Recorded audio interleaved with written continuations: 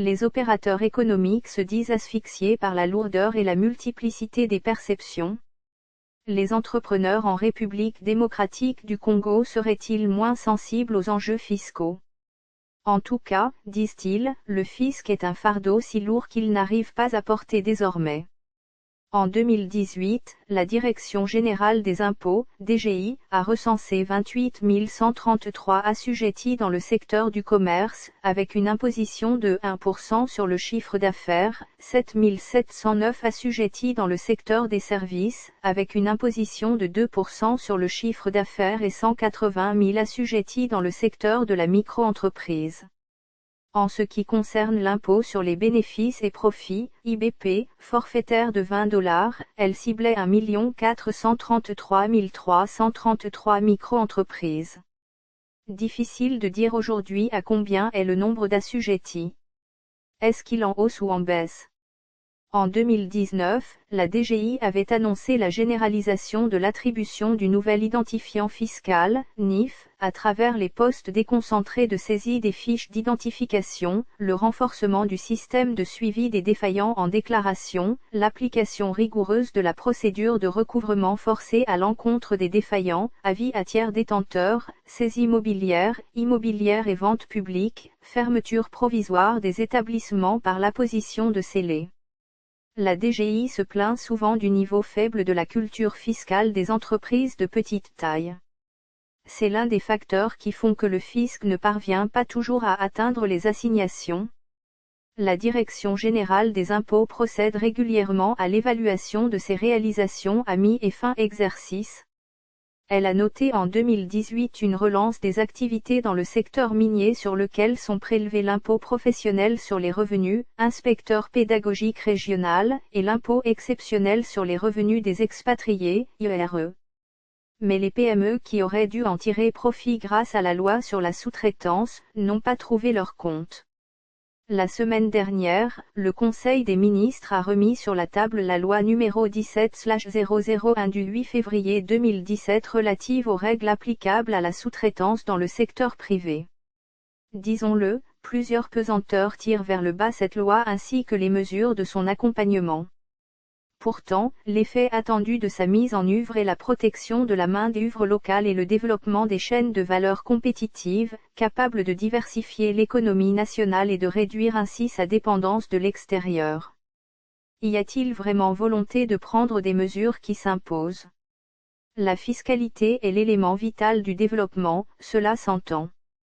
Et l'Afrique doit apporter une contribution essentielle au débat fiscal mondial. Selon des études récentes, les actions qui sont déjà engagées ne suffisent pas.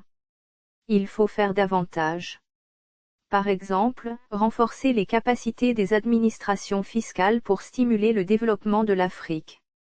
Un constat, si les recettes fiscales représentent plus du tiers du PIB dans les pays de l'Organisation des Nations Unies pour la coopération et le développement économique, OCDE, ce n'est pas le cas des pays en développement, en particulier les pays de l'Afrique subsaharienne où elles représentent moins d'un cinquième du PIB. Les experts sont formels, davantage de recettes fiscales permettraient aux États africains de mieux fonctionner et d'acquérir biens et services, mais aussi d'engager des réformes étatiques et de marchés favorables au progrès économique, social et environnemental. Le débat de fond. Ici et là, le débat sur l'élargissement de l'assiette fiscale, alourdissement du fardeau fiscal, rebuter les dirigeants politiques dans les pays de l'OCDE. Frappés par la crise, ils cherchent à lever des recettes tout en maintenant une fiscalité aussi légère que possible au nom de la croissance. Par contre, des experts pensent que des prélèvements fiscaux représentant 10 à 15% du PIB seraient une augmentation judicieuse de la pression fiscale pour de nombreux pays en développement, notamment africains. De la même façon qu'une fiscalité trop lourde peut brider l'activité économique, une fiscalité trop faible peut asphyxier l'économie. Aujourd'hui, la réflexion se concentre sur comment les économies dites pauvres peuvent accroître leurs recettes fiscales. Il y a ceux qui pensent qu'il faut générer plus de croissance. Mais comment y parvenir quand on sait que les pays africains n'ont souvent pas assez de ressources pour administrer l'impôt? Il faudra alors rendre l'administration fiscale plus efficace, afin d'accroître les capacités et les ressources affectées aux services aux contribuables et à l'application des lois, revoir les services fiscaux et investir dans les compétences et les modes de gestion favorisant des systèmes fiscaux exempts de corruption.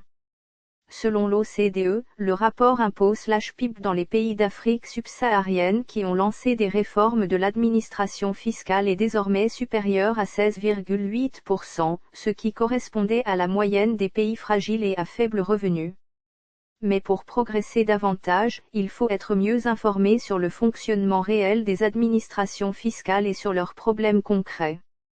On évoque souvent la question du coût du recouvrement de l'impôt, comme l'un des principaux enjeux fiscaux en Afrique. Il représente 1 à 4% des sommes totales perçues sur le continent. Aujourd'hui, les administrations fiscales en Afrique font un effort pour informatiser leurs services et systèmes. La taxe sur la valeur ajoutée, TVA, les impôts indirects et directs sont les principales recettes fiscales dans les pays africains. Les recettes non fiscales, notamment les bénéfices des entreprises publiques, les redevances et les autres paiements rémunérant des services publics, ne représentent qu'environ 1 à 2% des recettes totales. Dans les pays en développement d'Amérique latine, par exemple, cette proportion atteint 10%, voire plus. Autre enjeu, la discipline fiscale. Tous les pays s'estiment aptes à la faire respecter. Cela va des dispositifs institutionnels à l'autonomie de l'administration fiscale pour interpréter la législation fiscale, et être totalement responsable de la collecte des impôts et taxes, des droits de douane et des recettes non fiscales. Les ressources allouées aux administrations fiscales le sont, dans la plupart des cas comme en RDC, par voie de budget de l'État voté au Parlement. Certains pays, comme la RDC, accordent des primes de résultat, rétrocession, correspondant à un pourcentage des recettes perçues, une pratique rare à travers le monde. Cependant, le diable se cache dans les détails. Petit intérêt personnel. Il faudra une bonne dose de volonté politique affirmée pour parvenir à réformer le système fiscal national. C'est l'avis unanime à l'issue du Forum national sur la réforme fiscale en RDC organisé à Kinshasa en septembre 2017. Il faut oser pour réformer, et pour réformer, il faut commencer quelque part. La réforme a un coût.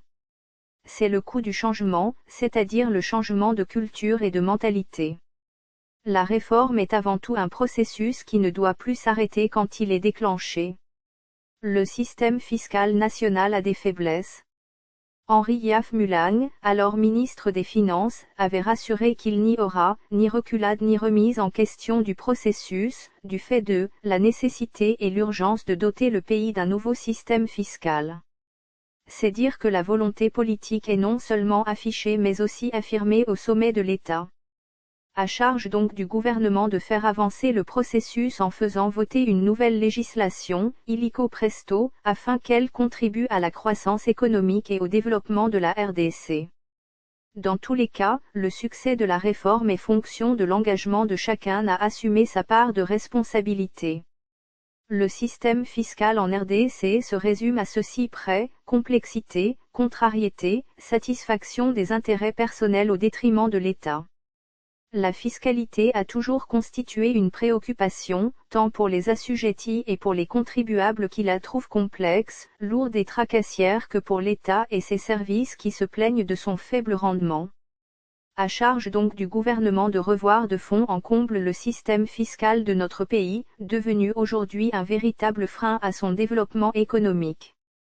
La réforme fiscale en RDC se place dans le prolongement de l'amélioration du climat des affaires. Les problèmes de fiscalité sont en effet l'un des obstacles majeurs à l'amélioration de l'environnement des affaires. Le système fiscal congolais a longtemps donné à débat parce que souvent dénoncé, parfois avec véhémence, non seulement par les assujettis et les contribuables, mais aussi par l'État lui-même à cause de ses insuffisances en termes de mobilisation des recettes par rapport au potentiel fiscal du pays. L'étroitesse de l'assiette fiscale fait peser le fardeau sur une petite catégorie de personnes ou d'entreprises seulement, ce qui rend le système fiscal inique. sur une population estimée à plus de 80 millions d'habitants, seulement quelques 170 000 assujettis au système fiscal possédant un numéro d'impôt.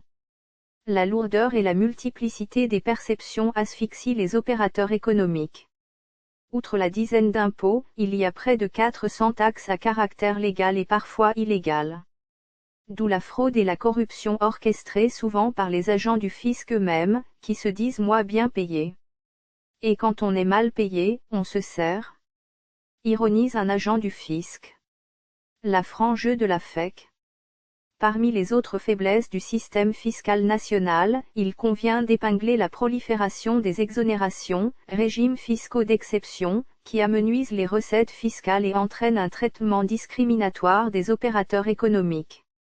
Mais aussi la multiplicité d'intervenants administratifs et la différenciation des procédures qui ne facilitent pas l'accomplissement des obligations fiscales et les relations entre assujettis et administration, rendant ainsi le système fiscal complexe. Il y a longtemps que la Fédération des entreprises du Congo, FEC, le principal patronat dans le pays, réclame la réforme fiscale dans le pays. Quel système fiscal pour la croissance et le développement en RDC? Albert Yuma Mulimbi, le président de la FEC, y va de francs jeux et de ses exigences. Comme toujours, il fustige les politiques fiscales aventureuses sans impact social. Comme toujours, il appelle les autorités du pays à un véritable sursaut, pour repenser de fond en comble la fiscalité en RDC, autour d'un projet économique commun et des perspectives du développement du pays. D'après lui, le développement économique de la RDC doit résolument être fondé sur son développement industriel local et cesser d'attendre son salut des cours mondiaux des matières premières. D'après lui, le développement économique passe en priorité par l'investissement agricole et industriel. D'après lui, dans la conjoncture actuelle, difficile pour le pays, il faut commencer par lever les contraintes récurrentes d'un environnement des affaires et des investissements peu attractifs. À ce jour, le pays est un importateur net de biens de consommation courante, alors qu'il dispose de grandes potentialités pour devenir une nation industrielle et peut-être un jour, une grande nation industrielle. Les principales activités industrielles du pays sont limitées à un nombre réduit de filières des biens de consommation, notamment la production du sucre, des boissons, de la transformation des matières plastiques, des produits cosmétiques, de la panification.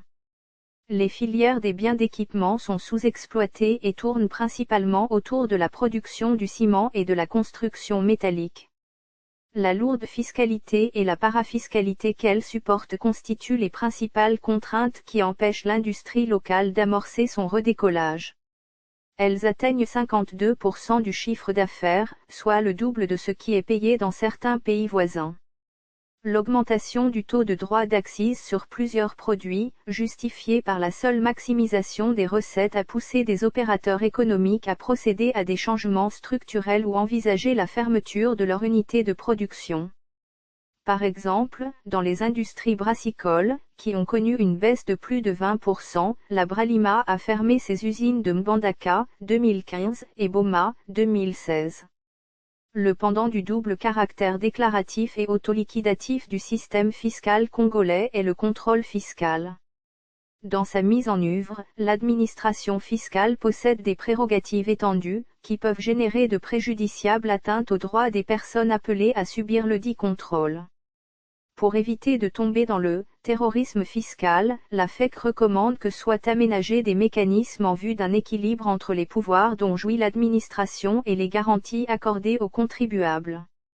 Au sens de l'article 25 de la loi 004-20-03 du 13 mars 2003 portant réforme des procédures fiscales telles que modifiées et complétées à ce jour, le contrôle exercé par l'administration fiscale a deux manifestations, la vérification sur pièce et la vérification sur place, qui peut être générale, ponctuelle, inopinée. En règle générale, l'administration fiscale dispose d'une gamme variée des pouvoirs légaux en ce qui est des investigations qu'elle est appelée à mener. Il s'agit de la prérogative de solliciter des demandes d'explications, des renseignements, des éclaircissements ou des justifications, du pouvoir général de se faire communiquer toute pièce ou tout document nécessaire à l'établissement des droits dus au Trésor, du pouvoir de mener des enquêtes, du pouvoir d'effectuer des visites et ou de procéder à des saisies. La FEC en appelle à l'émergence d'un État fort doté d'une administration fiscale compétente, sur lequel le secteur privé devrait s'appuyer dans le cadre d'un partenariat durable, sincère et constructif. Selon Albert Yuma, le climat des affaires ne peut s'améliorer que lorsqu'un débat fécond est entretenu durablement entre l'État et les acteurs privés, ce qui constitue la première condition. Et ce débat fécond devra être suivi d'effets concrets. La FEC est persuadée que développer les capacités de production interne des biens et services permettra de tirer le meilleur parti des cycles de croissance et de résister aux situations de crise. D'après Albert Yuma, les entreprises prennent suffisamment déjà un risque politique pour ne pas revendiquer un maximum de stabilité de la part de l'État, en termes d'environnement politique, juridique, judiciaire, fiscal et monétaire. Pour cela, l'État doit créer et mettre en place un cadre des règles, qui soient comprises et utilisables par toutes les entreprises, petites, moyennes ou grandes. Concrètement, les entrepreneurs souhaitent un allègement des charges, fiscales, parafiscales et autres, afin de leur permettre d'investir dans la production, un accès facile au financement nécessaire à leur développement, des facilités à l'import-export pour rendre plus rapides les activités de production et de commerce, le soutien de l'État aux PME et créateurs d'entreprises dans la définition et la mise en œuvre des projets et activités. Pour le secteur privé, le gouvernement devra être à l'écoute des entrepreneurs car ce sont eux qui créent les produits, les services et les emplois. Stimuler la production nationale, c'est un défi commun, notamment dans les secteurs agroalimentaires et miniers, dans le domaine des services aux entreprises et à la population. C'est ainsi que l'on peut créer de la valeur ajoutée, source de création d'emplois nombreux et durables. Source /mediacongo.net